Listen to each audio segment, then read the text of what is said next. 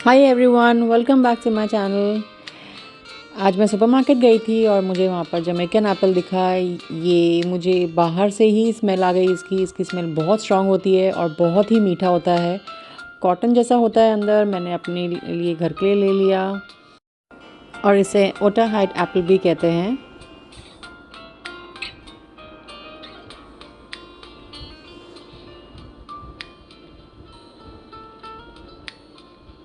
ये मैंने अपने लिए घी रोटी बनाया है। घी रोटी और शक्कर, ये हो गया मेरा डिनर। इसे मैंने रोल करके डिनर में खा लिया।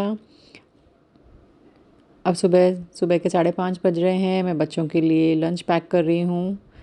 स्नैक्स में मैं इन लोग के लिए फ्रूट्स काट रही हूँ, कैंटलूप, ऑरेंज और जमैकन एप्पल जो मैंने कल ख़रीदे थे।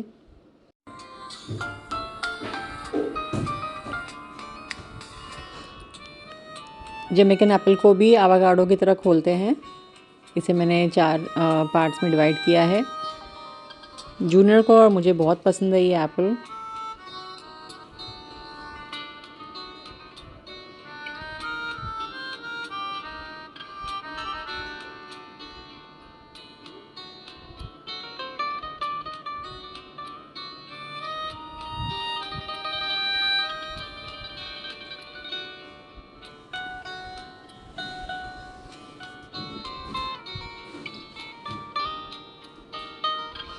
ये इन लोग का स्नैक्स का डब्बा रेडी हो गया इनके स्कूल के लिए।